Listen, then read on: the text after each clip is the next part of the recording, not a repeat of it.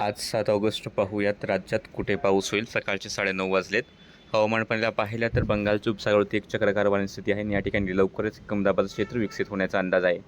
मान्सूनचा आस असलेला कोणचा पट्टा हा उत्तर भारताच्या आसपास आहे आणि याच्या आसपासच पावसाची जी काही आपल्याला घटना पाहायला मिळत आहेत. पाऊस त्या ठिकाणी सक्रिय आहे.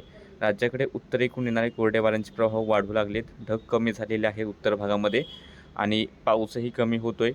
विदर्भाच्या आसपास बाष्प असल्यामुळे विदर्भाकडे मात्र पावसाची शक्यता आहे. सध्याचा आपण सॅटेलाईट इमेज पाहिली तर अमरावती, यवतमाळ, वर्धा, नागपूर, भंडारा, चंद्रपूर, गडचिरोली, गोंदिया या भागामध्ये आपल्याला ढगाळ हवामान दिसते. काही ठिकाणी थोड्याशा सरीसुद्धा पावसाच्या पाहायला मिळत असतील. बाकी घाटाच्या आसपास सुद्धा हलकेसे पावसाचे सरी आहेत. सातारा घाट, पुणे घाटाच्या आसपास, नाशिक घाटाच्या आसपास.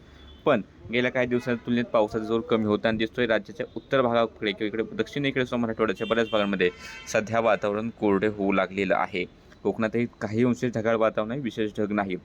येत्या 24 तासातील जर आपण पावसाचा विचार करायला गेलो तर येत्या 24 तासामध्ये नागपूर, भंडारा, गोंदिया, गडचिरोली, चंद्रपूर मध्यम ते जोरदार पाऊस मेघगर्जनेसह पाहायला मिळेल. वर्धा, अमरावती, यवतमाळ, नांदेड एक दुसऱ्या ठिकाणी मध्यम ते जोरदार स्वरूपाचा पाऊस आपल्याला पाहायला मिळू शकतो. त्यानंतर सातारा घाट, कोल्हापूर घाट मध्यम ते एका दुसऱ्या ठिकाणी मुसळधार.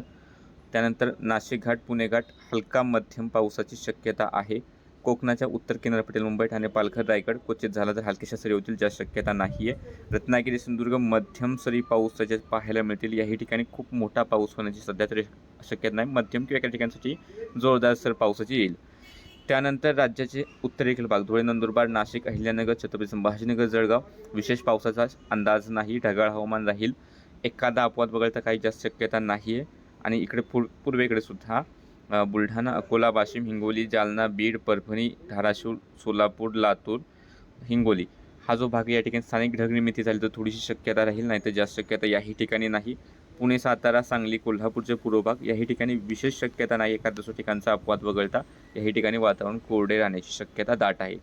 सध्याच्या अपडेटमध्ये इतकंच. हवामानाचे असेच अंदाज पाहण्यासाठी चॅनल सबस्क्राईब करा, फेसबुक पेज फॉलो करा.